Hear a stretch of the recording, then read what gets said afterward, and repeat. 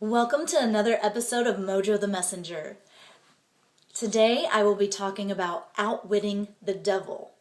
Now, every day in life we are always tested on good versus evil. And it happens quite often in life that you never know how difficult a situation is going to be until you're actually there. You know, you can judge other people on whether they made the right choice or the wrong choice with what specific instance happened in their life, but you never know what you would do until it actually happens to you. So I've had several run-ins with the devil, so you could say, and I've always known I've been a child of the light. I don't go to church, but I do believe in a higher power. I believe in infinite intelligence, and I call that universal galactic power God. Whether you call it Buddha or somebody else, it doesn't really matter. Just what matters what I believe and what you believe. So I do believe that there's good forces in the world and negative forces in the world, and I feel that there is always that struggle between the two.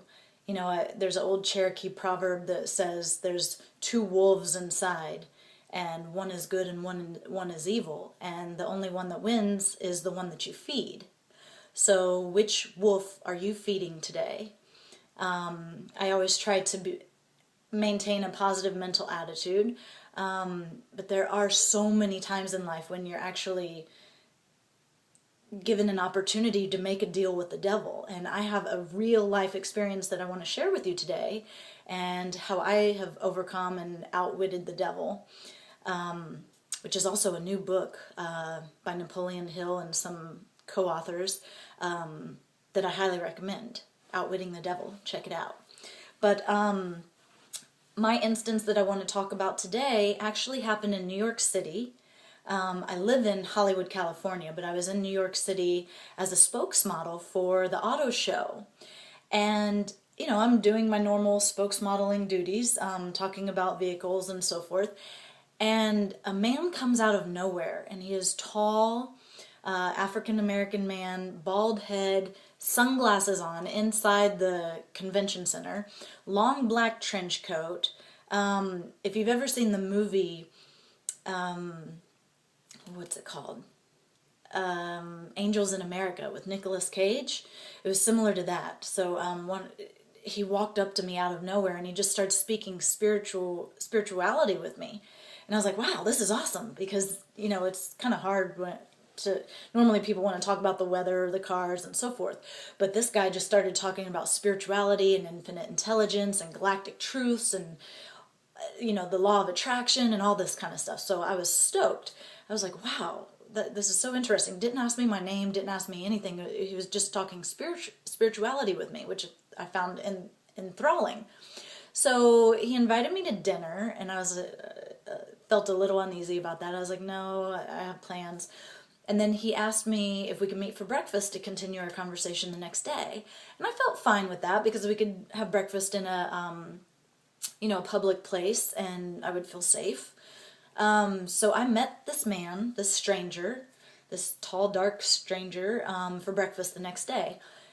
And as soon as we sit down for breakfast, we order our food, and he goes into detail, and I can't even express how, what's the word? Eccentric this moment in my life was. We sit down, and he starts talking about all of these, you know, rap singers and actors and high-profile people who have it all and all the money in the world and all of these things. And he mentioned some very specific names, which I'm not going to name drop, because a lot of us already know who sold their soul and who didn't. But you know, maybe Jay-Z, Kanye, J-Lo, Beyonce, Lady Gaga, quite a few. So I know I said I wouldn't mention any names, but he specifically mentioned those names, and he said, Mojo, you can have it all. You can have all of your dreams, all of the money you desire. You will never have to worry about financial gain again. He said, all you have to do is this ritual, this voodoo type ritual. And this guy was not joking. Like, this was sincere, like, pinch me, this is really happening real. He literally, at the breakfast table, starts drawing on a napkin where I'm supposed to place the specific candles, where I'm supposed to place the incense, and how I'm supposed to line everything up, and all these stones and crystals, and do this Wicca type ritual. I'm not going to mention the name because I don't want to put that negative energy out there. But this was a very, very dark, evil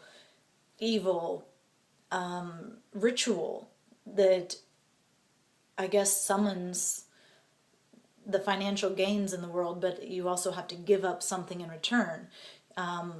Possibly a loved one might die. Usually that's the case, which quite a few of those high-profile people have given up something very dear to them in exchange for a piece of paper, in exchange for money. And I don't know how they think any monetary value could amount to one's soul, but I knew as soon as this guy started drawing this picture, I slammed my hand on the table and I said, that's bad.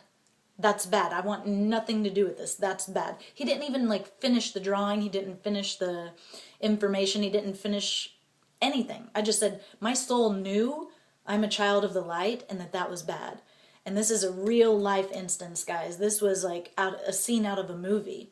This guy appeared from nowhere, came up to me in the auto show in New York City, and then after breakfast, I said, that's bad, and we finished our breakfast and kind of changed the topic of conversation, and at the end of our meeting, we go outside and we say our goodbyes, and he said, well, if you ever change your mind, give me a call, and gave me his card, and which since I've gotten rid of, but we literally turned away for 2 seconds, and I turned back around to say, have a good day, or something like that, or God bless you, or something weird.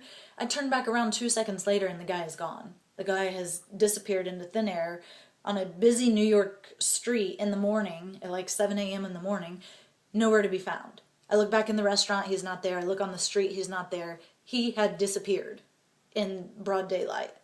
So I'm sure there are other instances out there in the world where you may have felt like God or the universe is testing your soul and giving you the free will to choose whether you're going to choose good or evil. And I'm here to tell you guys, I've had that happen many, many times, and flat out in my face, you can have it all, Mojo, here it is. The world on a platter, all of the money you've ever desired, all of the cars, all of the houses and everything. And yet I knew in my heart that was not the way to go. That I'll get all of those things the right way without selling my soul. I just pray to the universe that you all make the right decision that's best for your soul too. Because you have no effing clue how valuable your soul is. You cannot put a price on what's inside here. That little light that shines so bright, and even if you're in a phase of darkness right now and you think money will solve all your problems, or being a rock star will solve all your problems, or getting the fame and the fortune and the big houses, the nice cars and everything will solve all your problems, you're wrong. You are so wrong. If you can't look yourself in the mirror every morning when you wake up and before you go to bed at night, what the hell do you have?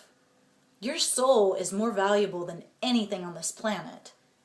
And I just hope that you find this message in time, and when that opportunity knocks on your door, you choose the light, because the light is always there inside of you.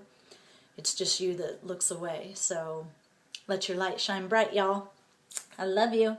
Hugs from Hollywood. Mwah. Bye-bye.